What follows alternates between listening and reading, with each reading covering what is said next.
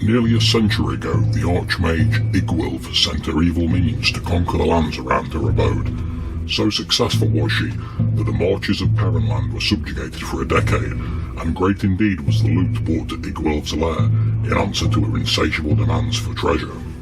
Legend states that the Archmage gained much of her prowess from discovering the lost caverns of Sokamth, wherein was hidden magic of unsurpassed might. It is certain that Igwilf ruled her domain from these caverns. There she also conducted arcane experiments and rituals, trying to further increase her powers. That was an extract from the introduction of the Advanced Dungeons & Dragons Dungeon Module S4, The Lost Caverns of Sokamth, written by Gary Gygax. I'm not sure if I'm pronouncing that right, but this module marked the first appearance of that marsh-dwelling beast, the Froghemoth. Welcome to the Red Dice Diaries RPG podcast with John and Hannah. Hi. And as you might have guessed, today we're going to be talking about the Froghemoth.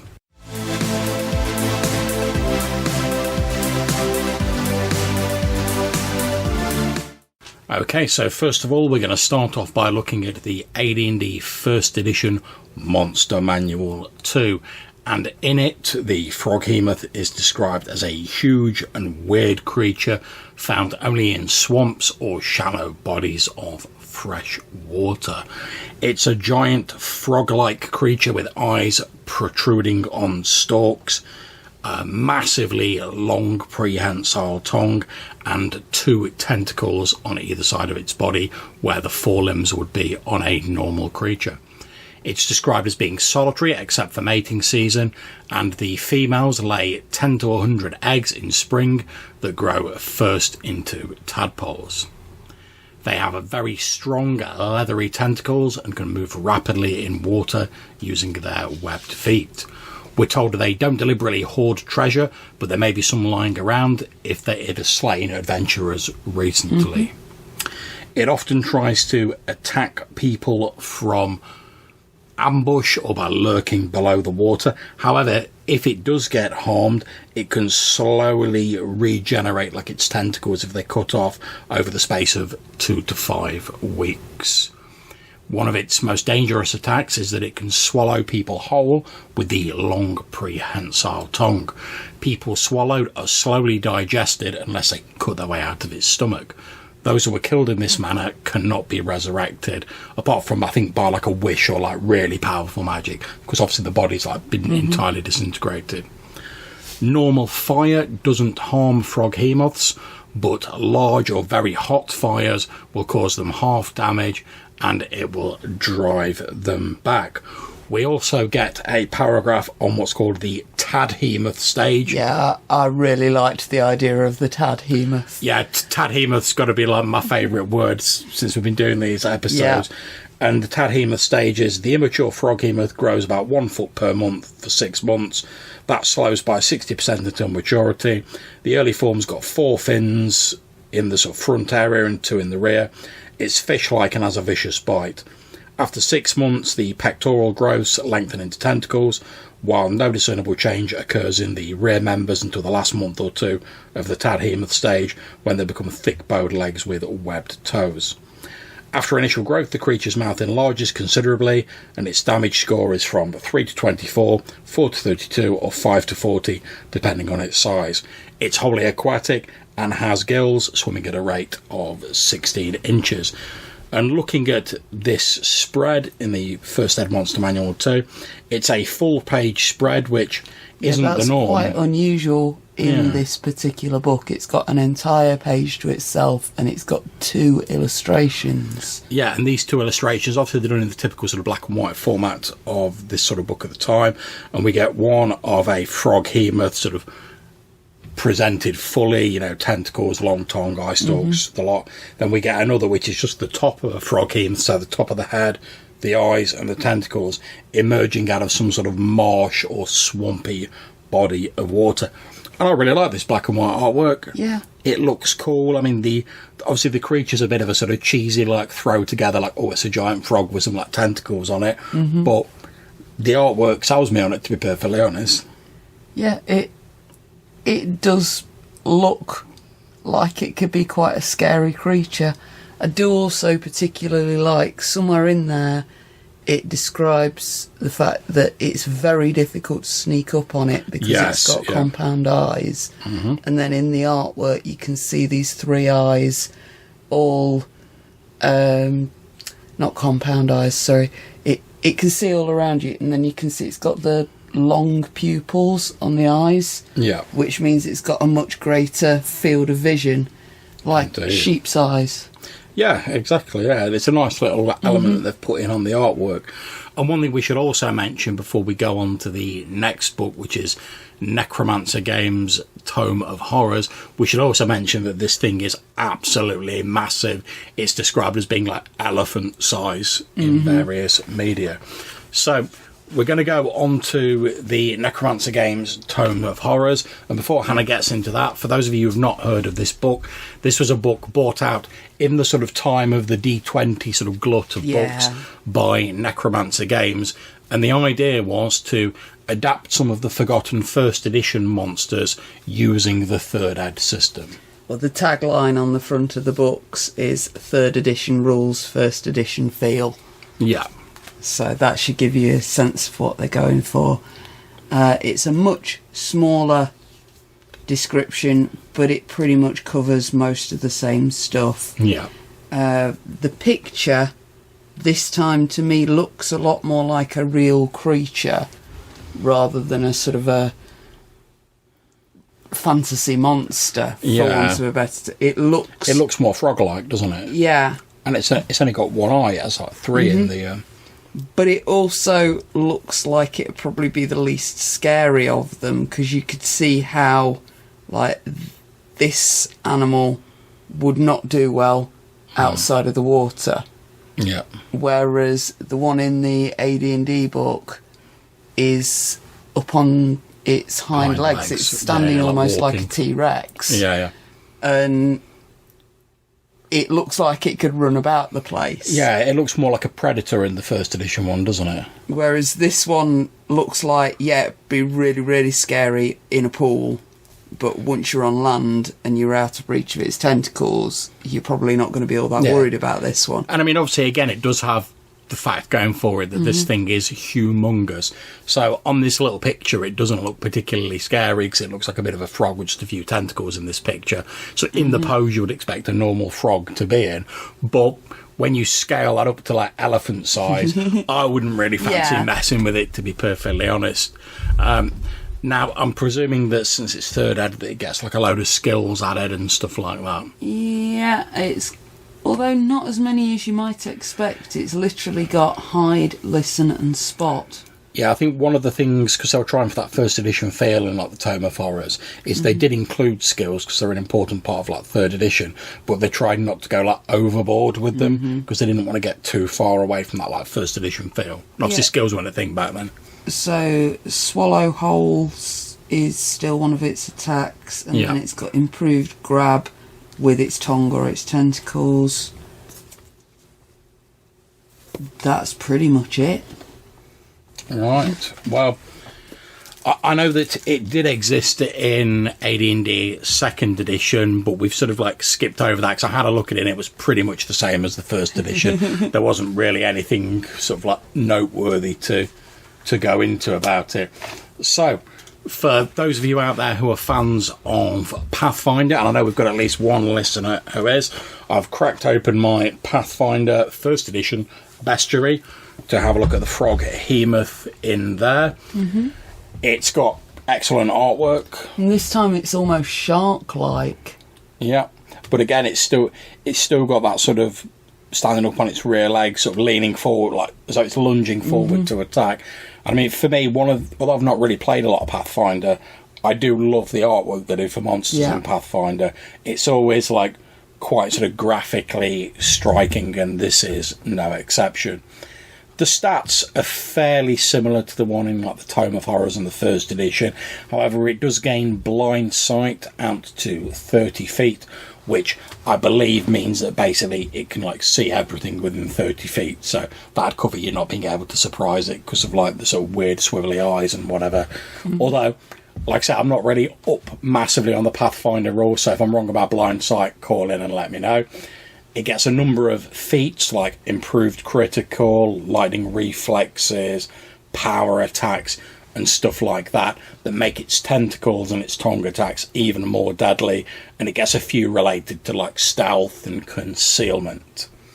It's got ridiculously high skills in perception, like plus 16, ridiculous stealth score, plus 14, or plus 22 if it's in a marsh, and a plus 18 swim score. Now, I'm saying ridiculously high. Like I say, I don't really have an experience playing Pathfinder First Edition, so I don't know how this stacks up. That might be perfectly normal for a Pathfinder game. Again, call in and let me know.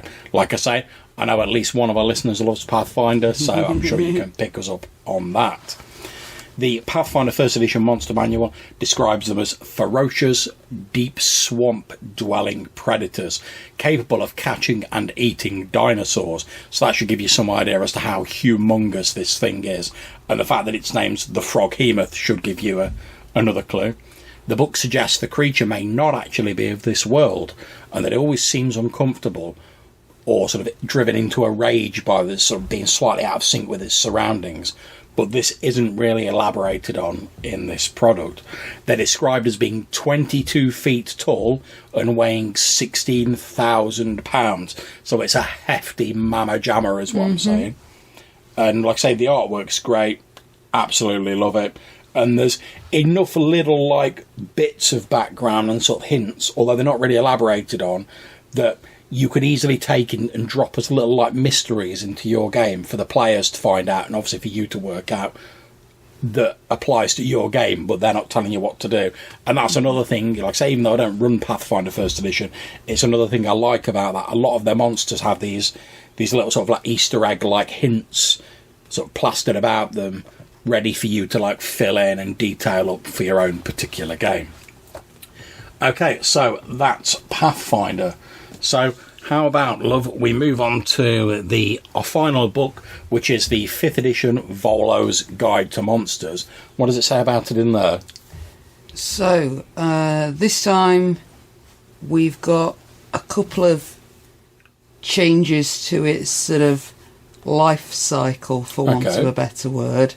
And we've got a little origin myth that the wizard Lum the Mad described strange cylindrical chambers of metal buried in the ground from which the Froghemoths first emerged, but no reliable reports of the location of such places exist. I was getting a bit Lovecrafty there. So this time, Froghemoth just lays an egg now and then, rather than having like Spawn and Tad Hemoths for No, ages. that's it. I'm not having anything to do with this version if it doesn't have Tad Hemoths in it. And sadly it describes it as a newborn Froghemoth that grows to full size over a period of months. See, now, I can see why they might have wanted to do that, because in terms of, like, ease of use and ease of writing it in a book, that is simpler just to go like, oh yeah, it's just a smaller version of a Froghemoth. But the fact that the first part of its name is Frog, and we all know that frogs come from tadpoles, that sort of made sense in first edition and added like a nice extra dimension that I really liked. Plus it used the word Tad Hemoth, which is amazing. And it also meant that you could have several low-level monsters before you faced the high-level monster that were indicators that the high-level monster might be around. Plus as well, it gave you an extra option for using it, an extra level of mystery, because as we all know from like real-world frogs, tadpoles in the early stage look nothing like the frogs that I eventually end up with. And if your players weren't expecting a Froghemoth, or they didn't know about them and they came across a Tad Hemoth, they might not even know what it is at first. Like I say, it's described as being like a fish. They might be like, oh, that's a weird fish we saw. And then like maybe they come across some later on that are a bit similar, but they've started to get their legs on and that maybe their tentacles on. And you could sort of build up to that, and it's like just an extra level of like mystery and discovery that you could have in your campaign world. And I'm a massive fan of just dropping little things in and leaving them for players to discover. That's part of the joy of the game for me.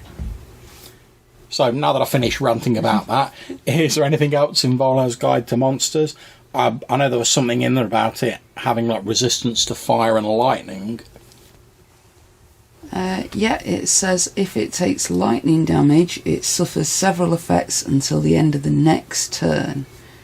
Half speed, -2 penalty to AC and Dex, and Dex saving throws, and can't use reactions or multi-attack on its turn. So basically, its armor's getting worse. It moves slower. It can't attack with all of its tentacles at once like it would do normally, and it can't do like attacks of opportunity and stuff like that. It doesn't say anything here about it being resistant to normal fire. I think that was just in the first edition one. Oh, maybe I'm getting mixed up. So, does it say much about the skills that the Froghemoth has? Because obviously there's a sort of slightly simplified skill system.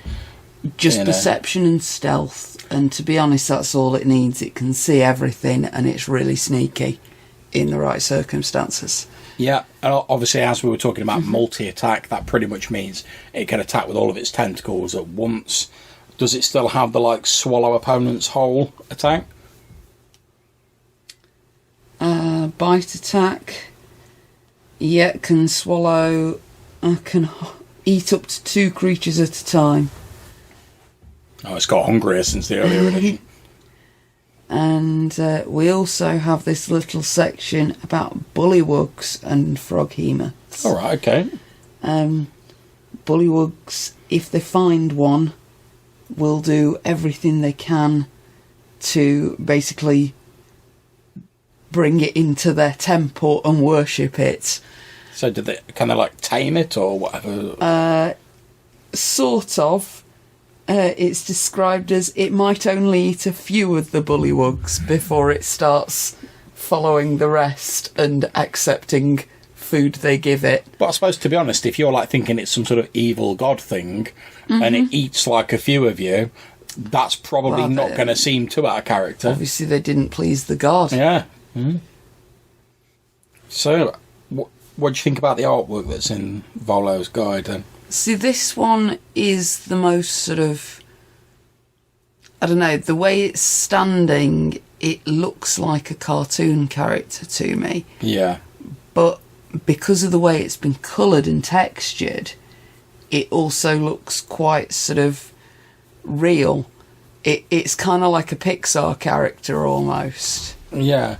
I mean, I think for myself, I entirely agree with what you're saying, I think when I'm looking at it, I find that a little bit jarring, because like the first edition obviously leans fully in. It's not a bad effect though, because it is supposed to be this sinister, scary, creepy monster, and it has got that vibe to it. It's alright, like I said, I personally just find it a bit jarring. So like the first edition obviously leans fully into like the whole like, oh, it's this slightly wacky sort of weird looking monster. The Pathfinder one sort of makes it look a bit more sort of realistic, but again, it still sort of like keeps in mind that it's this strange creature, this almost like cartoony creature, whereas this one's sort of bordering on being like a little bit too dark and realistic to me, whereas you can't get away from the fact it's still a giant frog with tentacles and like bug eyes. See, this one also to me looks the least like a frog. Yes, there is that as well. It's got these sort of short, stubby legs, but its feet are underneath it rather than being like on digigrade frog legs, like the one in the last book. I tell you what, the face of it reminds me of. Its head's not really froggy; it's more sort of cartoon alien. I tell you what it reminds me of. The head of it reminds me of the plant in Little Shop of Horrors. Yeah, is what it looks like to me. Yeah, very much. Rather than, and it doesn't, unfortunately, it's lost a bit of that sort of like frogginess, for whatever better term, which is a shame. Because I know the older ones look slightly goofy, and they're obviously trying to make it look scarier and whatever. But I think if you're going to call something Froghemoth, it's got to look recognisably like a frog. This is, however, the only one that I think really conveys the sense of scale. Oh yeah, because it's got the little dude. Because he's got 2 little guys wrapped up in one of his tentacles. And you can see how that's just like a mouth-sized bite for him. Yeah. You can really see it there, whereas you don't get that in any of the other books. That's true. So, I think that's about it for the drill down through the various books. So let's talk a little bit about how we think they might be used in games. So let's get a few sort of straight out of the way, like the obvious ones. You've already mentioned like the bullywugs. We've done an episode on them.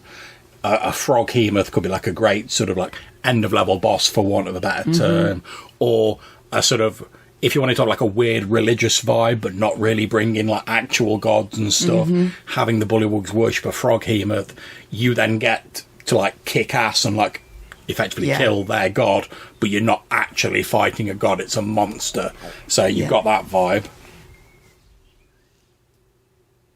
See, it's rare that I see a creature that I think would be good for just a random encounter, and you'd have to pitch the level of the group. I was going to say, that's a feisty random encounter, that is. Get that D6 roll, I know here comes the 22-foot Froghemoth. It's one of those sorts of encounters that if I was to put it into a middle-level game, I would either expect it to kill off a player character or two, so it would be something that I might put into a one-shot game rather than something I'd put as a random encounter into a campaign. Yeah. Or I would expect the player characters to telegraph from like 2 or 3 things that I tell them before they actually get in reach of it. Yeah. That it's about, and they need to be wary and run away because it's too big for them. Yeah, I think those are all very good points. I think personally for myself, I'd only use it as if I was going to use it as a random encounter, like a wilderness encounter in some old D&D terms, I'd drop it in. I wouldn't bother putting it to the level of the player party, because like certainly in OD&D, like the wilderness is the most dangerous bit because you could randomly come across anything.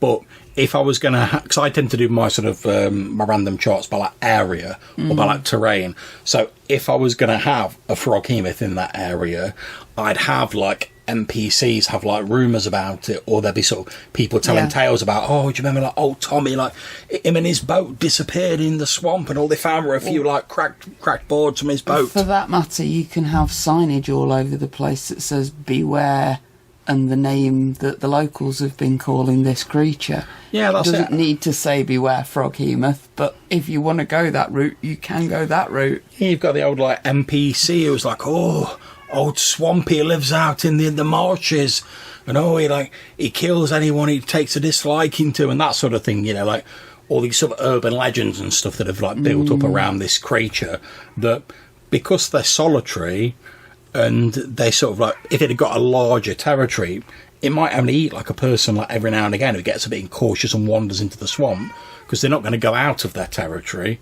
So perhaps the locals sort of regard it in the manner of like, like a Loch Ness monster or like something like that. So that'd be a great way of using it, because then you've got that element of investigation again, where the players are like, right, according to local legends, we know there's something nasty out in the swamps, and they don't go out there or into the deep swamps. But we don't know what it is. Could just be a rumour, could be something else. Now we're going to go and investigate because we're adventurers.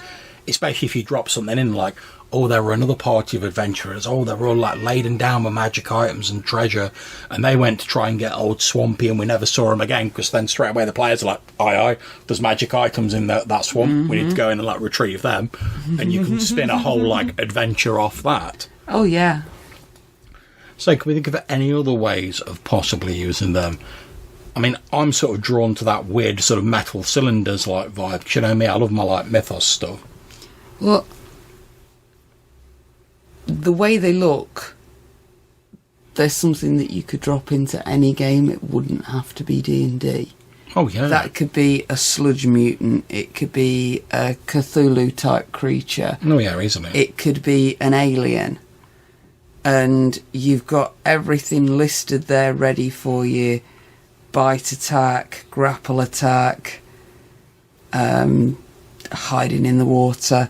Yeah. You could port this into any game as a random big scary monster that doesn't need a background, doesn't need anything. It's the thing in the comet in Empire, when they land in the creature. Yep. And it flies out, and it's just a big random scary monster. It doesn't need to be all that much more than that. Yeah, now one of the things I was thinking of when you were mentioning, it could be easily be fitting something else, is I've got a game which is like pretty much 5th edition compatible, it is 5th edition compatible, called Amazing Adventures by Troll Lord Games, and that's basically taking the 5th ed system and adapting it to like a pulp sort of Indiana Jones-like vibe. Oh, and yeah, it'd be a great creature for something like that. Yeah, Going through, like, jungles looking for some Mayan temple, and this thing's in one of the ponds. Yeah, there's some sort of like ancient, like thuggy, styly tribe, like worshipping it as a god and like sacrificing outsiders to it. Maybe you've been sent in to rescue someone, or if you wanted to drop in like a bit of a treasure vibe, maybe in like an oyster style, maybe like all the metal and stuff from like the armour and the weapons that it eats when it eats people, maybe that all gets like compacted inside it to make something precious. That you could then go and get, or maybe it like has a gemstone inside it or something like that. And I can really see that working for like a pulp sort of vibe, so going into the swamp with like your torches on like on one of those like skiffs or whatever, the little motorised boats, and sort of panning around looking for it, and then like seeing the tentacles coming up out of the water and coming for the boat. I think that'd be quality. So, can we think of any other ways that it could possibly be used, or any other things we could do with it? Well, perhaps someone could write a song about it. Yeah, and funny that you should actually mention that, almost like we scripted it. Because when we were putting up our Twitter poll to ask people what monster they wanted to look at next, and obviously Froghemoth was the winner, a band called Loot the Body, who do D&D sort of inspired tunes, at least in part, sent us a link to their track Froghemoth, which is the 9th track from their release The Barrier Peaks Songbook, a concept album inspired by the module of the same name. And we had a listen to it and we both really enjoyed it. We're going to put a link to that in the description of this show, so anyone who's interested can have a bit of a listen. But I think that's about it for the Froghemoth for this episode. If you've got any thoughts on this gigantic beast, maybe you've got some ideas how you'd use it in your game, maybe you want to clarify some of the things we talked about earlier, like say the Pathfinder stuff, to be honest, I think there's a fairly good chance these creatures will be turning up in my game, but shh, don't tell my players. You can contact us in the normal ways by sending us a voicemail message on SpeakPipe, or you can email us at rddrpgpodcast@gmail.com. We really do enjoy listening to your voicemails, and you might get featured in a future voicemail episode. So until we speak to you again, take care, stay safe, and whenever you're playing, have fun. Bye.